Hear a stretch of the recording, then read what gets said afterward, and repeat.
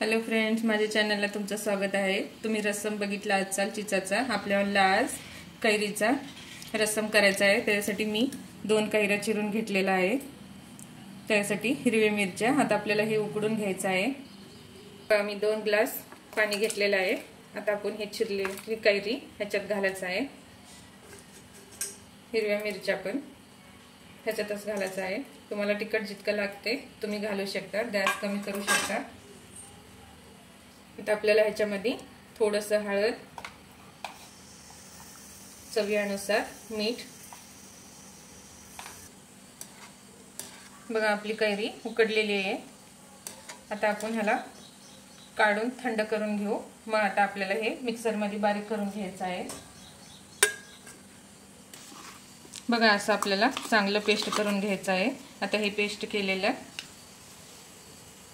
ते उकळलेल्या पाण्यातच आपल्याला घालून घ्यायचं आहे। बघा असं आपल्याला चांगलं मिक्स करून घ्यायचं आहे। आता आपण ह्याला तडका द्यायचा आहे। बघा असं उकळून घ्यायचं आहे। आता आपण दुसऱ्या गॅसवर आता आपण ह्याला ही तडका देऊन घ्यायचा आहे। बघा तडका पॅन मध्ये आता आपल्याला थोडंसं तेल घालून घ्यायचं आहे।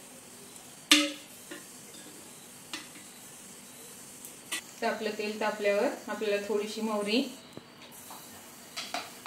जिरे, 3 ते 4 लसणाच्या पाकळ्या जाडसर वाटून घालायचं आहे। चांगलं लाल झाल्यावर आता आपल्याला कढीपत्ता घालायचा आहे। आपल्याला वाळे मिरच्या घालायचा आहे। आता आपण गॅस बंद करून घेऊ। बघा आता आपल्याला हे तडका असं घालून घ्यायचा आहे। बघा किती मस्त फोडणी बसलेली आहे। तर आपल्याला हे चांगलं उकळून घ्यायचं आहे। तर आपल्याला वरून थोडीशी कोथिंबीर सोडू। गरम गरम भातासोबत खूप मस्त लागते असं झटपट होणारा आपला रस्सम।